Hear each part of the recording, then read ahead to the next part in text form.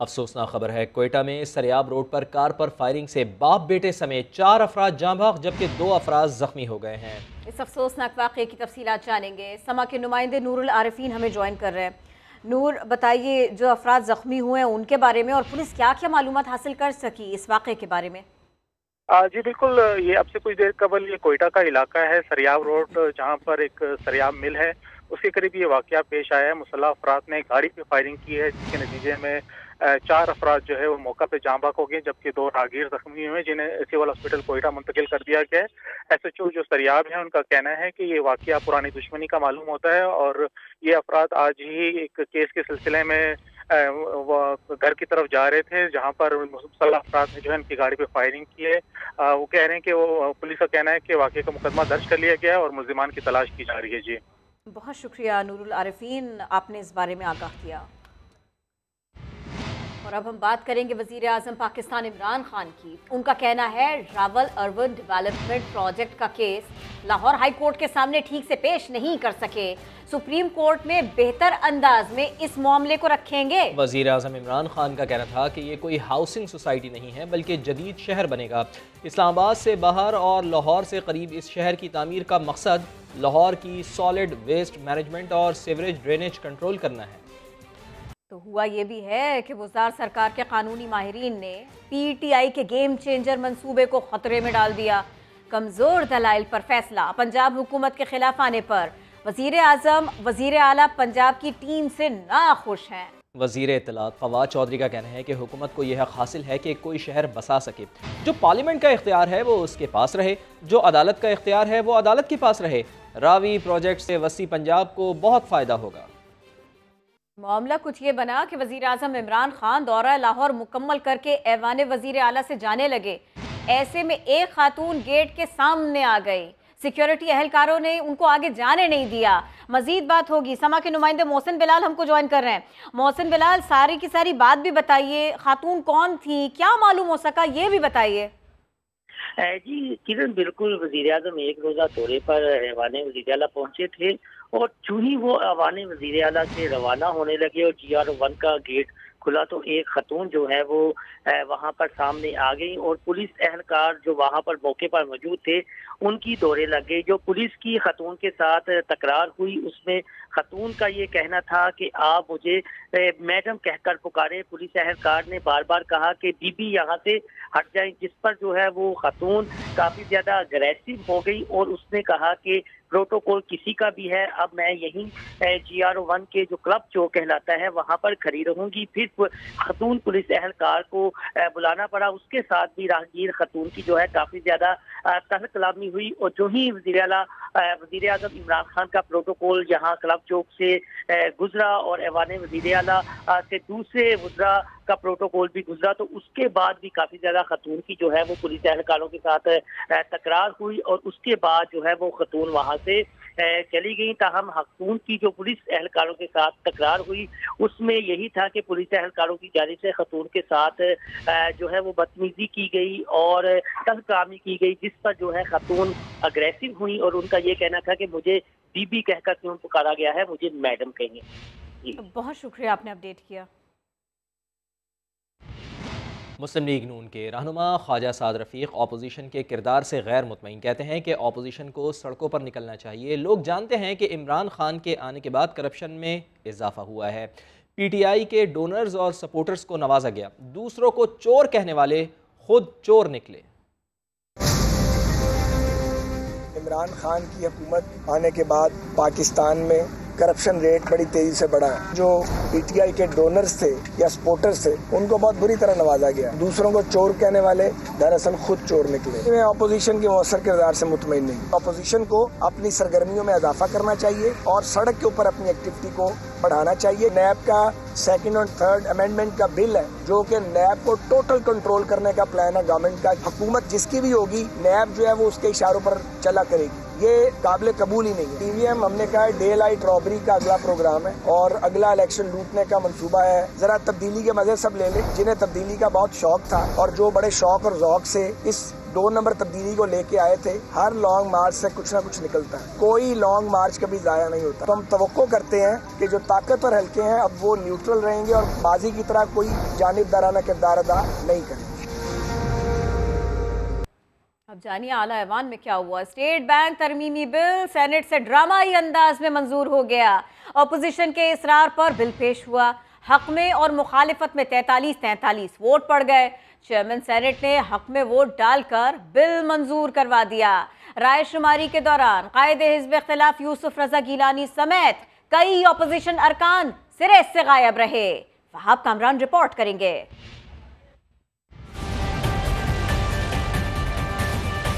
Senate में opposition के साथ हाथ हो गया। ऐवान बाला का इजलास शुरू हुआ तो हुकूमती बेंचों पर कम अरकान देखकर वजीर खजाना ने स्टेट बैंक तरमीमी बिल पेश न किया और चुपके से ऐवान से निकल गए। चेयरमैन ने अपोजिशन को सदर मुमलिकत की तकरीर पर बहस की दावत दी तो शोर शराबा हो गया।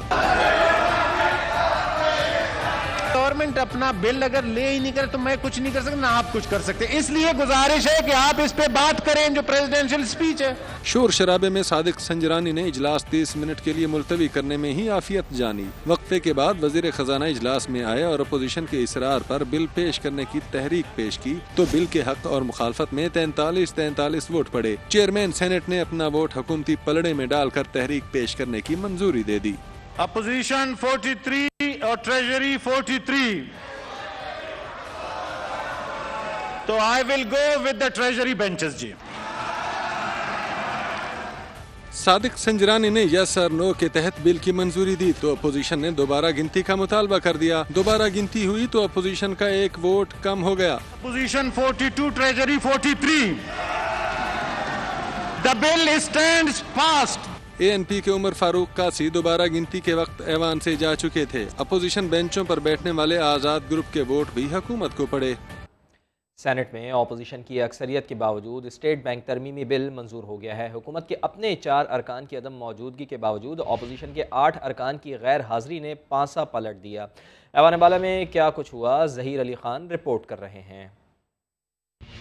पार्लियामेंट के बड़े ऐवान में अपोजिशन के 57 और हुकूमत के सिर्फ 42 अरकान, लेकिन इसके बावजूद स्टेट बैंक तरमीमी बिल मंजूर हो गया। वजह बनी अपोजिशन अरकान की गैर संजीदगी और गैर हाजिरी। अहम तरीन कानून साजी के लिए एक तरफ हुकूमती रुकन सेनेटर जरका ऑक्सीजन सिलेंडर और डॉक्टर्स की टीम के हमरा व्हील चेयर पर ऐवान में पहुंची। दूसरी तरफ अपोजिशन की संजीदगी का ये हाल कि खुद कायदे हिज़्ब इख्तिलाफ यूसुफ रजा गिलानी को ही मुल्तान से आते आते देर हो गई। नुज़रत सादिक तो थी ही कनाडा में, कोरोना मुशाहिद हुसैन सैयद के पैरों की भी जंजीर बन गया। पख्तूनख्वा मिली अवामी पार्टी के सरदार शफीक तरीन, BNP मैंगल की नसीमा एहसान, BNP के कासिम रांझू, पीपल्स पार्टी के सिकंदर महंदरो और JUI के सेनेटर तलहा महमूद भी गैर हाजिर रहे। और तो और ANP के उमर फारूक कासी वोटिंग के दौरान उठकर ऐवान से बाहर चले गए। रही सही कसर दिलावर ग्रुप के आजाद अरकान ने अपना वोट हुकूमती पलड़े में डालकर पूरी कर दी। यूं 42 के मुकाबले में 43 वोटों से बिल मंजूर हो गया। और इसके बाद ये हुआ कि वजीर इत्तलात फवाद चौधरी ने बिल मंजूरी के दौरान ऐवान से गैर हाजिर रहने पर अपोजिशन लीडर यूसुफ रजा गिलानी का शुक्रिया अदा कर दिया। कहा शुक्रिया तो पीपल्स पार्टी का भी बनता है जिन्होंने गैर एलानिया तौर पर हुकूमत का साथ दिया। वफाकी वजीर ने अपोजिशन पर तनकीद करते हुए कहा कि इनसे तीर चलेगा ना तलवार, ये बाजू आजमाए हुए हैं।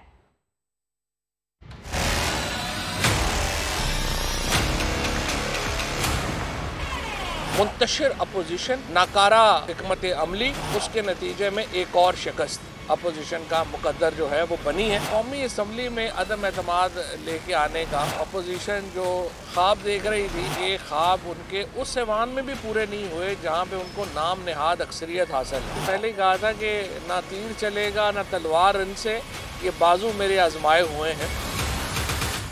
इस बुरी शिकस्त के बाद मुझे उम्मीद है कि अब कुछ दिन जो है वो अच्छे निकल जाएंगे। पहले भी बात की थी कि ये चूं चूं का मुरब्बा है। फजलुर रहमान साहब तो बेचारे रेलू कट्टे हैं, कभी उनको पीपल्स पार्टी पकड़ लेती है, कभी उनको नून पकड़ लेती है। कहाँ की ईंट कहाँ का रोड़ा, भानपुती ने कुनबा जोड़ा। ये साबित हुआ है कि इमरान खान अकेले ही एक तरफ हों, सारी पार्टियां मिलकर भी उनके सामने ढेर हैं। यूसुफ रजा गिलानी साहब का शुक्रिया और पीपल्स पार्टी का भी ज़ाहिर शुक्रिया अदा करना बनता है कि उन्होंने जो है वो इनडायरेक्टली इस बिल के मंजूरी में जो है वो हुकूमत का साथ दिया। स्टेट बैंक तरमीमी बिल की मंजूरी। पीटीआई रहनुमा बाबर अवान कहते हैं जब भी हुकूमत के खिलाफ उठेंगे नाकाम रहेंगे। वफाकी वजीर शिबली फराज ने बिल मंजूरी को पाकिस्तान के लिए नागुज़ीर करार दिया। पीपी रहनुमा शहरी रहमान कहती हैं कि बिल बुलडोज हुआ है। Stands passed. The motion adopted and the bill stands passed. Senate में स्टेट बैंक तरमीमी बिल की मंजूरी। हुकूमत का एतमाद बुलंदियों को छूने लगा। बाबर अवान ने कहा अदम एतमाद लाने की बातें करने वालों को आज जवाब मिल गया है। अपोजिशन की फिर एक शिकस्त है। अभी आए, फरवरी में आए, मार्च में आए, वो यहाँ से फिर नाकाम। बेनतीजा ही उनका हर एक्शन होगा जो इस गवर्नमेंट को डिस्टेबलाइज करने के लिए वो ला रहे हैं। ऑपोजिशन लीडर हैं या कोई दूसरे उनके अरकान हैं, वो नहीं है। ये गवर्नमेंट की जिम्मेदारी नहीं है उनके अरकान पूरे करना। पीपल्स पार्टी की सेनेटर शेरी रहमान ने कहा कि बिल मंजूर नहीं बल्कि बिलडोज हुआ है। IMF ने इनसे तंबी की थी कि आपने सारे पार्लियामान की हामी भरवानी है। आपने 1 अरब के लिए पाकिस्तान की खुद मुख्तारी नीलाम की गई है। आज जब आएंगी हमारी हुकूमतें, जिसकी भी आएगी, वो पहला काम उन्होंने इस बिल को मुस्तरद करना है। वफाकी वजीर शिबली फराज ने बिल मंजूरी को पाकिस्तान के लिए नागुज़ीर करार दिया। बात यह है कि जी ये इस वक्त मुल्क की ज़रूरत थी और इस बिल को पास होना चाहिए था। और ये आपने देखा बड़ा ट्रांसपेरेंट सिस्टम था और जिसमें कि अपोजिशन के दावे धरे रह गए। वजीर आजम के मुआविन खुसूसी शहबाज गिल ने अपोजिशन पर तंज किया। ट्वीट में लिखा शर्म ना हो तो मौजा ही मौजा। अपोजिशन की ये शिकस्त नवाज शरीफ को और मजबूत कर देगी। सेनेट में तकरीर के दौरान जमीयत उलमा इस्लाम के सेनेटर मौलाना अब्दुल गफूर हैदरी की ज़बान फिसल गई। रवानी में कह गए कि अपोजिशन शिकस्त खा चुकी है। अब्दुल गफूर हैदरी के जुमले पर चेयरमैन सेनेट सादिक संजरानी हंस पड़े और कहा कि ये क्या कह रहे हैं आप। जिम्मेदारी बनती है आप अपने उस फराज को देखकर मैं समझता हूं कि इस बिल को एजेंडे से फारिग कर दें। अपोजिशन शिकस्त खा चुकी है। बहुत शुक्रिया। अपोजिशन शिकस्त खा चुकी है क्या कर रहे हैं। सेनेट के गेम ऑफ वोट में हुकूमत कामयाब। इजलास चेयर करने वाले सादिक संजरानी ने वोट बराबर होने पर अपना वजन हुकूमत के पलड़े में डाल दिया। गेम ऑफ थ्रोन्स में नाइट्स वॉच कमांडर के इंतखाब के वक्त भी कुछ ऐसा ही हुआ था। अपोजिशन 43 और ट्रेजरी 43। एक तशरीफ रखें जी, 1 मिनट जी, तशरीफ रखें जी। अभी चेयर की बात है तो I will go with the treasury benches जी। आगे बढ़ेंगे और अब आपको बताएंगे बाकमाल सिंध पुलिस के शानदार कारनामों में एक इजाफा और हो गया। दुआ मंगी अगवा केस के मरकजी मुलजिम जुहेब कुरैशी को फरार करवा दिया गया। अदालत पेशी के बाद मुलजिम को प्राइवेट गाड़ी में शॉपिंग करवाने तारिक रोड ले गए। बगैर हथकड़ी मुलजिम धड़ल्ले से शॉपिंग मॉल के अंदर गया और रिक्शा पकड़कर भाग निकला। अब पुलिस छापे मारकर लकीर पीटने में मसरूफ है। गिरफ्तार अहलकार नवीद और हबीब का अदालत ने रिमांड दे दिया। एक और आपको अहम खबर देंगे। कराची के इलाके बंस रोड पर गुज़िश्ता रात शादी की तकरीब में हवाई फायरिंग से जख्मी होने वाला नौजवान शाफे अस्पताल में जेरे इलाज है। पुलिस ने अब तक वाक़े का मुकदमा दर्ज नहीं किया। बात करेंगे हमारे नुमाइंदे अहमद रहमान हमारे साथ हैं। अहमद, क्यों पुलिस ने अब तक मुकदमा नहीं दर्ज किया? जी देखिए, गुज़िश्ता रोज ये पीपल्स पार्टी के इलाकाई ओहदेदार हैं फराज। पुलिस का ये बताना है कि इनकी बारात जो है वो बंस रोड से गुजर रही थी। आतिशबाजी और हवाई फायरिंग इस दौरान जो है वो की गई है, जिससे ऊपर गैलरी में खड़ा हुआ ये 15 साल नौजवान शाफी है जो कि सीने में गोली लगने से जो है वो जख्मी हुआ है और तशवीशनाक हालत में इस वक्त सिविल अस्पताल में जेर इलाज है। लेकिन पुलिस की जानिब से ताहाल कोई मुकदमा दर्ज नहीं किया गया है। ये एक अजीब बात है कि एक शख्स, एक 15 साल नौजवान फायरिंग से जख्मी भी हुआ, लेकिन उसके बावजूद पीपल्स पार्टी के जाली के खिलाफ जो है वो पुलिस एक मुकदमा दर्ज नहीं कर रही है। जी बहुत शुक्रिया अहमद। डेरा बुगटी के इलाके सुई में बारूदी सुरंग के धमाके में 4 अफराद जाँ बहक हुए और 8 जख्मी हो गए। बारूदी सुरंग फटने से धमाके के नतीजे में जाँ बहक होने वालों में सेनेटर सरफराज बुगटी के करीबी रिश्तेदार भी शामिल हैं। जख्मी मकामी अस्पताल में जेरे इलाज है।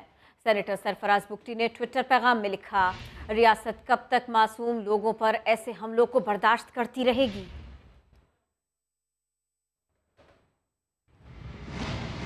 इलेक्शन कमीशन ने खैबर पख्तूनख्वा के बल्दियाती इंतखाबात में वज़ीर बराए उमूर कश्मीर अली अमीन गंडापुर की जानिब से मुसलसल ज़ाब्ता अखलाक की खिलाफ वर्जी का नोटिस ले लिया है। इलेक्शन कमीशन ने अली अमीन गंडापुर के खिलाफ जुडिशल कार्रवाई का फैसला किया है। समा के नुमाइंदे हमारे साथ मौजूद हैं जुल्करनैन इकबाल, उनसे तफसीलात जान लेते हैं। जी जुल्करनैन इकबाल, बताइए क्या कार्रवाई होगी, क्या तफसीलात हैं आपके पास? फवाद, 13 फरवरी को इलेक्शन होना है डीआई खान में। अली अमीन गंडापुर को ज़ाब्ता अखलाक की खिलाफ वर्जी पर अपने भाई की इंतखाबी मुहिम चलाने पर पहले भी 50,000 रुपये जुर्माना हुआ था, लेकिन वो अदा करने के बावजूद उनकी जानिब से ज़ाब्ता अखलाक की खिलाफ वर्जियाँ इलेक्शन कमीशन कहता है कि जारी थी। उन्होंने गुज़श्ता दिनों भी एक पब्लिक रैली से खिताब किया था और मुबैना तौर पर कुछ तरक्याती स्कीमों का भी अपने हल्के में ऐलान किया था अपने भाई की फेवर में। इसलिए इलेक्शन कमीशन को मामला भिजवाया था डिस्ट्रिक्ट मॉनिटरिंग ऑफिसर की जानिब से और अब जुडिशल कार्रवाई का आज फैसला किया गया है। 1 फरवरी को केस समाअत के लिए मुकर्रर करते हुए अली अमीन गंडापुर और उनके भाई जो तहसील मेयर के उम्मीदवार हैं डीआई खान से, उमर अमीन गंडापुर, उन दोनों को ज़ाती हैसियत में इलेक्शन कमीशन ऑफ पाकिस्तान ने 1 फरवरी को तलब कर लिया है। जी, बहुत शुक्रिया आपका। आईसीसी ने जिम्बाब्वे के साबिक कप्तान ब्रैंडन टेलर पर पाबंदी लगा दी। 3.5 साल तक वो किसी किस्म की क्रिकेट नहीं खेल सकते। ब्रैंडन ने 4 बार ज़ाबिता अखलाक की खिलाफ वर्जी की। ब्रैंडन पर मैच फिक्सिंग की ऑफर रिपोर्ट न करने का इल्ज़ाम है।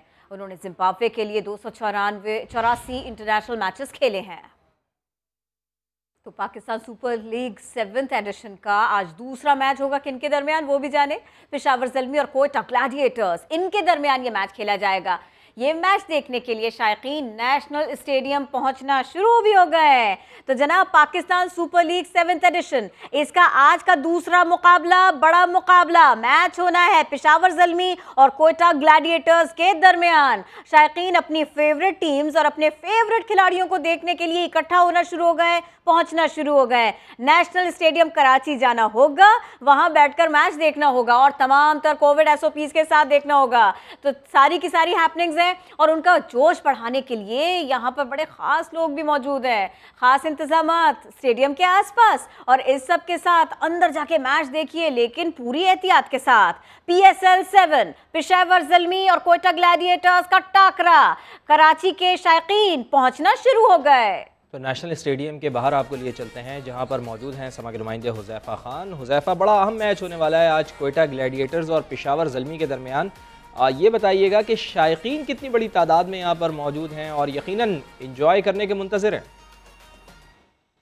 देखें, कोयटा और पेशावर की हमेशा से एक राइवलरी रही है और बहुत ही क्लोज मैच होते हैं, लेकिन चूंकि आज एक वर्किंग डे है और आज मैच भी 7:30 बजे शुरू होना है, तो अब तक शायकीन की उतनी बड़ी तादाद, शायकीन की तादाद बढ़ती जा रही है और उम्मीद ये की जा रही है कि तकरीबन 7 बजे तक जो है वो जितना 25% क्राउड अलाउ किया गया है वो यहाँ पे पहुँच जाएगा। 7 बजे टॉस होना और 7:30। अगर हम आपको पेशावर ज़ल्मी की टीम के बारे से बताते चलें तो शुएब मलिक जो है वो आज कप्तानी करेंगे। वहाब रियाज कोरोना की वजह से टीम में ऐसे नहीं है, लेकिन हैदर अली जिनको कोरोना हुआ था उनका जो है वो मनफी आ चुका है और वो आज ये बताया है पेशावर ज़ल्मी की टीम ने कि वो आज मैच के अंदर खेलेंगे और दूसरी तरफ सरफराज अहमद होंगे। तो एक अच्छा कॉन्टेस्ट शायकीन के लिए होगा और शायकीन भी थोड़ी देर बाद स्टेडियम पहुँच जाएंगे। तो एक बड़ा मैच जो है वो आज शायकीन के लिए सामने पेश किया जाएगा। बहुत शुक्रिया आपका हुज़ैफ़ा। कराची किंग्स के साबिक कप्तान इमाद वसीम का कहना है, बाबर आजम की कैप्टनसी में खेलने से कोई मसला नहीं। प्रोग्राम गेम सेट मैच में बात करते हुए कहा, बाबर जिस तरह कौमी टीम की क़यादत कर रहे हैं, उम्मीद है फ्रेंचाइज को भी आगे लेकर जाएंगे। बाबर को कप्तान बनाने का फैसला मुशावरत से हुआ था, जिसमें उनका मशवरा भी शामिल था। ये मैंने अपनी जिंदगी में जितनी भी कैप्टनसी की है जिस टीमों में, बाबर पाकिस्तान टीम का कप्तान है। जिस तरह वो कैप्टनसी कर रहा है for the last year and half, I think he is been superb और 100% कॉन्फिडेंट कि इस फ्रेंचाइज को लेके वो बहुत आगे जाएगा और मैं बिल्कुल उसके सपोर्ट के लिए हाजिर हूँ। जहाँ पे भी मैं पाकिस्तान टीम में भी उसको मशवरे देता हूँ। कराची किंग्स में भी चाहे समझ आए ना, मैं जाके बताऊंगा कि यार इस तरह करना चाहिए। ये ओनर का डिसीजन होता है और थिंक टैंक का होता है। मेरा खुद का डिसीजन मुझसे भी पूछा गया, ये नहीं कि मुझे कह दिया गया नहीं करनी, मुझसे खुद पूछा गया पहले। कौमी असम्बली की कायमा कमेटी बराए ख़जाना फैज़ुल्लाह कमोका कहते हैं कि स्टेट बैंक एक्ट में 3 तरमीम की हैं। दोहरी शहरियत रखने वाला गवर्नर स्टेट बैंक नहीं होगा। गवर्नर स्टेट बैंक या डिप्टी गवर्नर जो आलमी इदारों के साथ बातचीत में शामिल रहा हो, वो 2 साल तक इन इदारों में नौकरी की दरख्वास्त नहीं दे सकता। समा के नुमाइंदे सैयद रिजवान आलम हमें ज्वाइन कर रहे हैं, उनसे बात करते हैं। जी रिजवान, बताइए। जी देखिए, कराची चैम्बर ऑफ कॉमर्स का दौरा किया था कौमी असम्बली की बराए खजाना ने। इसके चेयरमैन है रुकन कौमी असम्बली कामुका। इनका कहना ये था कि ये जो मिथ है ये गलत है कि स्टेट बैंक के गवर्नर जो है उनसे कोई पूछताछ नहीं कर सकता, उनको कोई तलब नहीं कर सकता। उन्होंने कहा वो तो अब ज्यादा इस एक्ट में जो हमने तरमीम की उसके बाद ज्यादा जो है वो जवाबदेह हो गए। असेंबली भी उन्हें तलब कर सकती है, कायमा कमेटी में भी वो पेश होंगे। इसके अलावा नैब और FIA उनको तलब करके तफ्तीश भी कर सकती है। इनकी तकर्रुर के अख्तियार भी हुकूमत के पास है और इनको हटाने का भी। इसके अलावा ये दोहरी शहरियत से हामिल नहीं, न सिर्फ ये बल्कि इनके पास इकामा भी नहीं होना चाहिए किसी गैर मुल्क का, और रेजिडेंसी भी नहीं होनी चाहिए। इसके साथ साथ उन्होंने बताया कि नेशनल बैंक में होने वाले जो फ्रॉड है जिसमें हैशकोल के हवाले से 54 अरब रुपए की बात हो रही है और FIA की तफ्तीश कर रही है, इस पे भी जो है कौमी असेंबली की कायमा कमेटी ने एक सब कमेटी बना दी है। कैप्टन जमील कौमी असेंबली उसके सरबराह है। ये सब कमेटी 2 हफ्ते में रिपोर्ट पेश करेगी और जिम्मेदारों के खिलाफ कार्रवाई की जाएगी। बहुत शुक्रिया आपने अपडेट किया रिजवान। गटर बागीचा अराजी तहवील में लेने के लिए सुप्रीम कोर्ट के फैसले पर अमल दरामद शुरू कर दिया गया है। डायरेक्टर लैंड ने गटर बागीचे की 200 एकड़ ज़मीन फौरी तौर पर बल्दिया उज़्मा कराची के हवाले करने के लिए ख़त लिख दिया है। इस हवाले से तफसील जान लेते हैं। समग्र नुमाइंदे मोहम्मद अली हफीज़ हमारे साथ मौजूद हैं। जी अली हफीज़, बताइएगा क्या कहा गया है इसमें? जी बिल्कुल, सुप्रीम कोर्ट पाकिस्तान ने जो है 11 जनवरी 2022 को फैसला दिया था कि बल्दिया उज़्मा कराची फौरी तौर पर जो है गटर बगीचे की जो अराजी है 200 एकड़ वो कब्जे में लेके जो है वहां पर जो है बड़ा अवामी पार्क जो है वो बनाए। इसके बाद अब बाकायदा बल्दिया उज़्मा कराची के महकमा लैंड है, डायरेक्टर लैंड ने खत लिख दिया है KMC ऑफिसर कोऑपरेटिव चेयरमैन को कि फौरी तौर पर अराजी जो है बल्दिया उज़्मा कराची के हवाले की जाए ताकि बल्दिया उज़्मा कराची जो है इस पर एक अवामी पार्क जो है वो बना सके। इस हवाले से कागजी कार्रवाई शुरू हो गई है। जैसी जमीन जो है KMC को मिलेगी तो KMC को कहना है कि यहाँ पर पार्क की तामीर जो है वो शुरू की जाएगी। सुप्रीम कोर्ट ऑफ पाकिस्तान के हुक्म पर जो है अमल दरामद शुरू कर दिया है बल्दिया उज़्मा कराची ने। जी बहुत शुक्रिया आपका मोहम्मद अली हफीज़। गवर्नर सिंध इमरान इस्माइल MQM के जांबाज कारकुन मोहम्मद असलम के लवाहिकीन से ताज़ियत करने उनके घर पहुँचे। मीडिया से गुफ्तगू में बोले, सिंध में डिक्टेटरशिप से ज़्यादा सख्त मामला चल रहे हैं, मुतनाज़ा बिल पर एहतजाज करने तक की इजाज़त नहीं है। इस मुतनाज़ा बिल के ऊपर किसी को एहतजाज करने की इजाज़त नहीं है। ये डिक्टेटर से भी ज़्यादा सख्त मामला हम देख रहे हैं सिंध में होते हुए। सबसे बड़ी जिम्मेदारी सिंध हुकूमत की बनती है कि वो असलम भाई की शहादत की जिम्मेदारी के साथ साथ उनकी फैमिली की कंपनसेशन भी दे। वज़ीर आज़म सिर्फ ट्वीट नहीं किया करते, वज़ीर आज़म है वो। पाकिस्तान का वज़ीर आज़म ने बाकायदा तौर से हिदायत जारी की है मिनिस्ट्री ऑफ इंटीरियर को कि इस मामले की तहकीकात की जाए। ये या तो होम मिनिस्ट्रीज़ की जिम्मेदार होगी या IG सिंध खुद जिम्मेदार होंगे इसके। बहरहाल इस चीज़ का फैसला होना बाकी है। सिंध हुकूमत की जानिब से बल्दियाती कानून में तरमीम का ऐलान कर दिया गया, जिसके बाद जमात इस्लामी कराची ने सिंध असेंबली के बाहर 28 रोज से जारी धरना खत्म कर दिया। सिंध हुकूमत ने वाटर बोर्ड और सॉलिड वेस्ट मैनेजमेंट बोर्ड की चेयरमैनशिप मेयर को देने के साथ साथ KMC से लिए गए अस्पताल और तालीमी इदारे भी वापस करने का ऐलान किया है। सिंध हुकूमत की जानिब से बल्दियाती कानून में तरमीम करने के ऐलान के बाद जमात इस्लामी ने 28 रोज जारी रहने वाला धरना खत्म कर दिया। वज़ीर इत्तलात सिंध नासिर हुसैन शाह ने मुज़ाकरात के बाद 2 हफ्ते में तरमीम का काम मुकम्मल करने का वादा किया। सिंध हुकूमत 2013 के लोकल गवर्नमेंट एक्ट में सूबाई असम्बली में तरमीम के ज़रिए रूबा अमल लाएगी। इन मुज़ाकरात में होने वाली अहम पेशरफ्त सिंध हुकूमत की तहवील में लिए गए अस्पतालों और तालीमी इदारों का बल्दिया कराची को वापस करना है। तालीम से मुतल्लिक सहूलियात और इख्तियारात और इदारे, सेहत से मुतल्लिक सहूलियात, इख्तियारात और इदारे जो बल्दियाती हुकूमतों से तरमीमी बिल के ज़रिए सूबाई हुकूमत में ले लिए गए थे, वो दोबारा बल्दियाती इदारों के सुपुर्द कर दिए जाएंगे और वो एंट्रीज बहाल कर दी जाएंगी। सिंध हुकूमत ने वाटर बोर्ड और सॉलिड वेस्ट मैनेजमेंट की सरबराही की तरह building control authority, development authorities में मेयर और चेयरमैन को इख्तियारात देने पर इत्तेफाक किया है, मगर ये वादे नहीं किया कि मेयर और चेयरमैन कितने बाख्तियार होंगे। इसी तरह सूबाई फाइनेंस कमीशन और हर यूनियन काउंसिल को आबादी के मुताबिक फंड्स देने पर इत्तेफाक किया गया है। मेयर और टाउन्स के चेयरमैन PFC के मेंबर होंगे और किराया मोटर व्हीकल टैक्स में से भी बल्दिया कराची को हिस्सा मिलेगा। अमीर जमात इस्लामी कराची हाफिज नईमुर रहमान ने भी तस्लीम किया है कि वो सिंध हुकूमत से अपनी तमाम बातें नहीं मनवा सके हैं। इस बात की कोशिश की कि कराची की बेहतरी के लिए और सूबा सिंध के अवाम की बेहतरी के लिए जो बेहतर से बेहतर चीज़ हो सकती है, जिस पर इत्तेफाक हो सकता है, उस इत्तेफाक को कर लिया जाए। हाफिज नईमुर रहमान का कहना है कि अभी उन्होंने हक दो कराची की तहरीक का सिर्फ एक संग मील उबूर किया है। वो जल्द ही तहरीक के अगले मरहले का भी ऐलान करेंगे। सरबराह PSP मुस्तफ़ा कमाल कहते हैं कि हम वो नहीं कि थप्पड़ मारोगे तो दूसरा गाल पेश कर देंगे। हमारी रैली से PSL पर आँच तक नहीं आएगी। 30 जनवरी को फवारा चौक पर आ रहे हैं, बात मनवा कर ही जाएंगे, वहीं तय करेंगे कि आगे क्या करना है। 30 जनवरी को परसों हम अपनी बात मनवाने के लिए फवारा चौक पर आ रहे हैं। हम वो बात मनवा कर आएंगे। एक आखिरी मार्का होगा, वो दुनिया देखेगी इंशाअल्लाह ताला। हमारे भाई हैं जमात इस्लामी के दोस्त हमारे, और बेचारे बहुत दिनों से सारे बैठे हुए थे वहाँ पे, थक भी गए होंगे, और हमें उनसे बहुत हमदर्दी भी है सारी। ये मसला एक पेपर पे साइन करके हल होने वाला नहीं है। बाकी तो बातों का टूर्नामेंट है सारा, और ऐसे टूर्नामेंट हम लोगों को 30-30 साल हो गए, और ख़ास तौर से पीपल्स पार्टी के साथ तो बड़ा तजुर्बा है हमारा। असेंबली खुलवाकर कानून साजी करके इस तमाम एक्ट को वापस लिया जाए।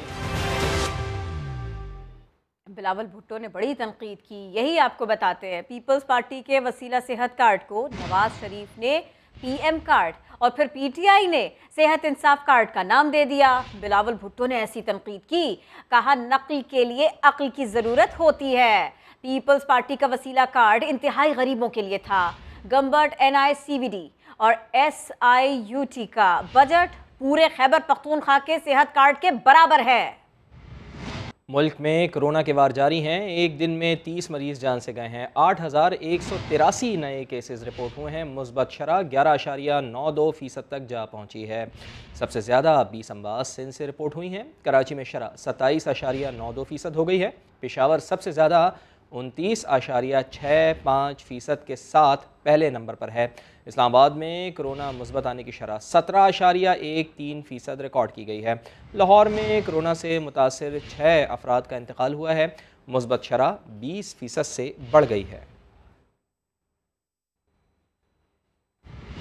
और बुलेटिन के आखिर में देखिए, लाहौर कॉलेज यूनिवर्सिटी में विमेन हैंडबॉल चैंपियनशिप जारी है। लाहौर कॉलेज और कनर्ट कॉलेज ने अपने अपने मैचेस जीतकर फाइनल तक रसाई हासिल कर ली। तफसीलात लाहौर से कादिर ख्वाजा की रिपोर्ट में। फुर्ती, फिटनेस और महारत का खेल। इंटर कॉलेजिएट हैंडबॉल चैंपियनशिप में मुकाबला था जारहाना खेल पेश करती पुरजोश एथलीट्स का। गोलकीपर्स भी स्ट्राइकर्स के निशानों को डिफ्यूज करती रहीं। लाहौर कॉलेज और कनेट कॉलेज की लड़कियां अपनी फुर्ती और स्किल से हरीफ टीमों पर सबकत ले गईं। सेमीफाइनल मैच जीत गए हैं और इंशाल्लाह फाइनल भी जीत जाएंगे। हमारी काफ़ी अच्छी प्रिपरेशन थी, बहुत ज़्यादा मेहनत की थी इसमें और लगातार हमने ट्रेनिंग की थी इसकी। विमेन हैंडबॉल चैंपियनशिप का फाइनल कनेट कॉलेज और लाहौर कॉलेज के दरमियान कल खेला जाएगा। कैमरामैन जवाद याहिया के साथ कादिर ख्वाजा, समा, लाहौर। इसी के साथ ही वक्त हो गया ब्रेक का, जिसके बाद दोबारा हाजिर होंगे हेडलाइंस के साथ। देखते रहिए समा।